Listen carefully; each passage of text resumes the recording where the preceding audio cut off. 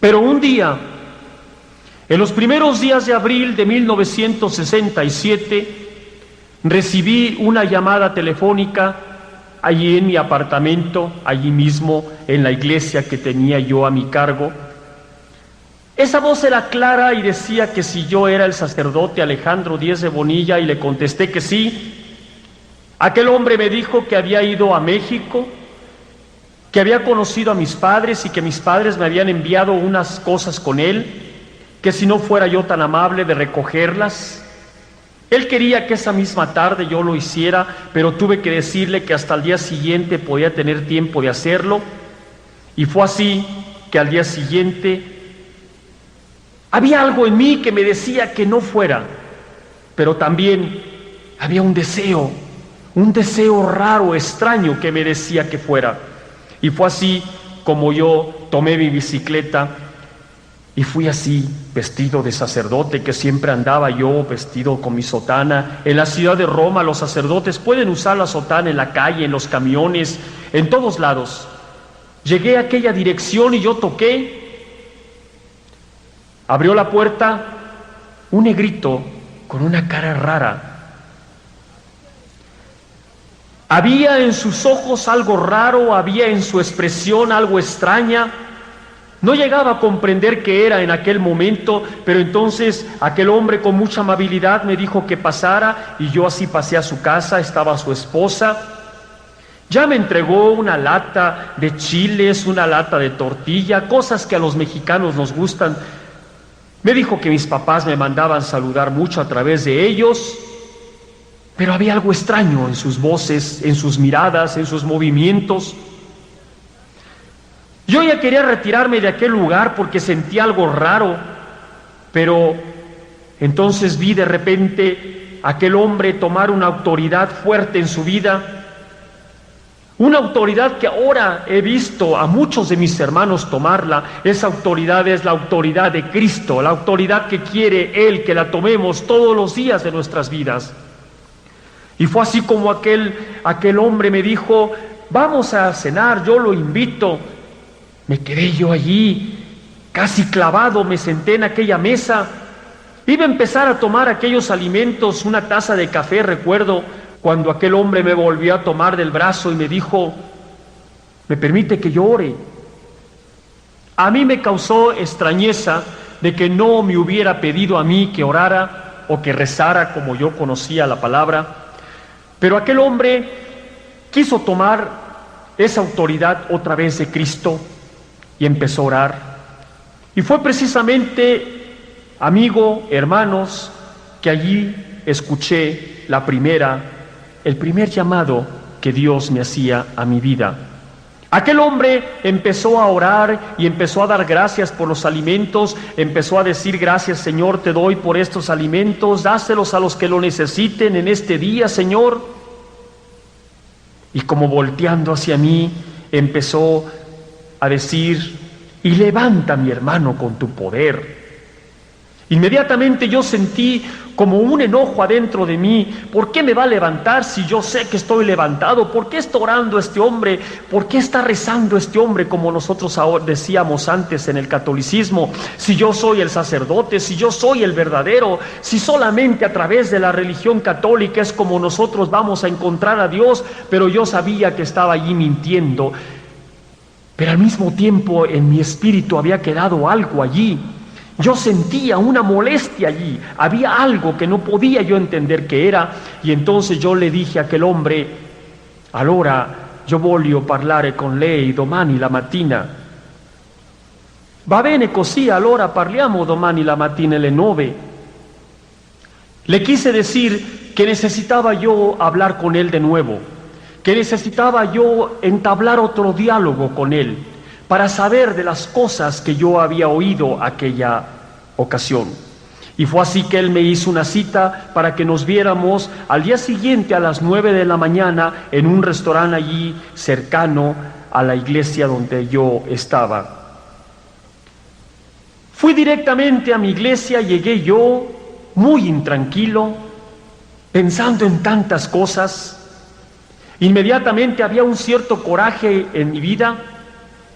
Y yo dije, a este me va a oír mañana, le voy a decir lo que es ser un sacerdote católico, le voy a poner en su lugar a este hombre y le voy a decir que solamente el católico es el único que va a poder estar en la presencia de Dios, y tantas cosas que yo estaba allí pensando.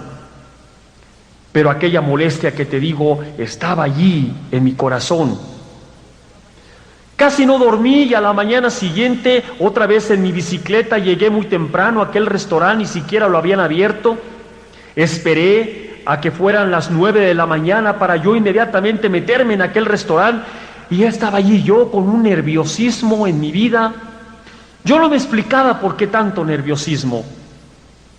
Y fue así que aquel hombre entró con un paquete en la mano, con mucha tranquilidad en su vida. Él me saludó e inmediatamente lo único que él dijo fue: hermano, Dios lo ama, y me entregó aquel bulto. Al sentir aquel bulto, inmediatamente supe que era aquel libro que había estado conmigo durante 11 años estudiando yo en mi pensamiento, aquel libro que se llamaba Biblia. Estaba allí en mis manos y sentía yo una gran emoción de tocarlo, sentía una gran emoción de tenerlo. Era la primera vez que yo tocaba una Biblia en mi vida. Quería yo salirme allí para poderme sentar en algún jardín, en algún lugar, para empezar a ver quién hablaba en ese libro, qué decía ese libro. Pero tuve que atender a aquel hombre que inmediatamente me hablaba y me dijo, tomando otra vez esa autoridad de Cristo en su vida, me dijo: lo que usted necesita es tener a Cristo en su corazón. Lo que usted necesita es conocer el poder de Dios en su vida. Déjese ya de religiones ridículas y conocerá usted lo que es Dios. Aquellas palabras para mí de verdad fueron tremendas. Aquellas palabras para mí como que retumbaban adentro de mi ser. El primer pensamiento que se me vino a mí era como reírme de él, pero había un nerviosismo en mi vida, y en lugar de una risa salieron unas lágrimas de mis ojos, porque yo estaba allí experimentando ese toque con ese Dios que tanto tiempo yo había buscado. Y allí estaba yo en aquel restaurante recibiendo a Cristo en mi corazón. Estaba yo emocionado. Yo no sé, algo sentía en mi vida cuando yo empecé a caminar. Ni siquiera mi bicicleta me acordé de ella, y ahí se quedó hasta la fecha, no sé a dónde se habrá ido. Pero empecé a caminar y a caminar y a caminar, y llegué yo a aquella iglesia. También había un pensamiento en mi vida de que yo tenía un compromiso en esa iglesia, de una misa que tenía yo que decir. Pero cuando yo entré a la puerta de aquella iglesia, una sorpresa más estaba allí enfrente de mí. Todos aquellos filigreses que vi de espaldas estaban como polveados de un polvo blanco. Estaban allí inmóviles. Estaban allí quietos. De repente empecé a caminar yo, poco a poco. Pero de repente sentía yo unas fuerzas en mi vida. Sentía unos pasos como que eran pasos más ligeros. Me fui hacia aquel altar que tanto yo conocía. Ante esa virgen la vi, aquella virgen que había días en que yo le ponía aceite en los ojos y me quedaba yo muy quieto para que alguien dijera: la virgen está llorando y es un milagro, para que hubiera más gentes allí, para que vieran que aquella religión había milagros, porque yo no veía ningún milagro. Teníamos a veces que fabricar milagros. Inmediatamente agarré a aquella virgen y la zorrajé en el suelo, y luego me dirigí hacia los otros tantos que estaban en las paredes laterales, y también los tiré allí, los azoté delante de todos. Y entonces aquellos muertos que yo sentí que estaban ya muertos se levantaron y abrieron los ojos y empezaron a decir: ¿qué le sucede al sacerdote? Está loco, traigan a la policía. Y algunos chismosos se habían ido, y habían ido por algunos representantes del Vaticano, y ya estaban allí parados atrás. Yo sabía que tenía un problema enfrente de mí, de repente había vuelto a una realidad y sabía que había un problema, pero no me preocupaba. Yo sentía valor en mi vida, yo sentía ya poder en mi vida. Lo único que dije un momentito y me metí a mi recámara y poco a poco me fui desabrochando aquella sotana para nunca más volvérmela a poner. Sentía que aquellas naguas negras que colgaban en mí ya estaba llegando la lumbre del infierno a mi vida. Inmediatamente que yo solté aquella sotana me sentí liberado, me sentí con poder, me sentí con seguridad. Fue así que salí y entonces yo no sé de dónde salió un español allí gritando atrás de la iglesia y diciendo que para acá, y ni entendía qué decía, pero yo me fui con él y lo seguí, y a donde fui no fue ni al Vaticano, no fue ni al manicomio, no fue ni a la cárcel, sino a la embajada mexicana. Pasadas 2-3 horas allí en aquella embajada mexicana que yo tenía agarrada la Biblia de mi mano y que empezaba yo a leer versículos bellísimos, versos como aquel que decía que vamos a conocer la verdad y que esa verdad nos va a hacer libres. Empezaba yo a comprender que en aquel libro solamente Dios estaba hablando. Y fue así que de repente yo ya estaba en un coche subido, con mi maleta, pero con mi Biblia ya agarrada hacia el aeropuerto de Fiumicino en Roma para tomar un avión hacia Madrid. Y hermano, yo te quiero decir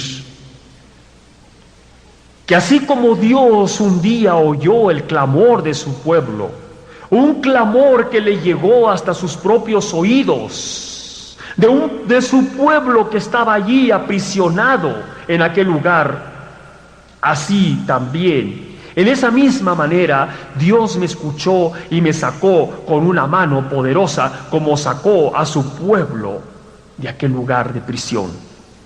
Sin ningún rasguño, tranquilo y con mi Biblia en la mano, yo volé hacia la ciudad de Madrid.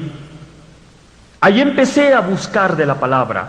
Allí empecé a alimentarme con la palabra verdadera de Dios. Empezaba a buscar iglesias bautistas, metodistas, pentecosteses, iglesias exactamente que fuera lo contrario a una iglesia católica, porque yo estaba ya comprendiendo y ya estaba yo sabiendo que allí estaba yo recibiendo la verdadera alimentación de la palabra de Dios. Pero la nostalgia estaba ya invadiendo mi vida. Yo quería ya regresar a México y después de 4 años de estar en aquel lugar, que yo compartía de la palabra del Señor, que yo les hablaba a aquellos y les decía de dónde el Señor me había sacado, que ahora yo sé que no sé ni cómo lo dije, pero yo lo decía, yo estaba ya evangelizando según yo. Y fue así que regresé a la Ciudad de México para ver unas caras tristes de mis padres que yo ya sabía que era.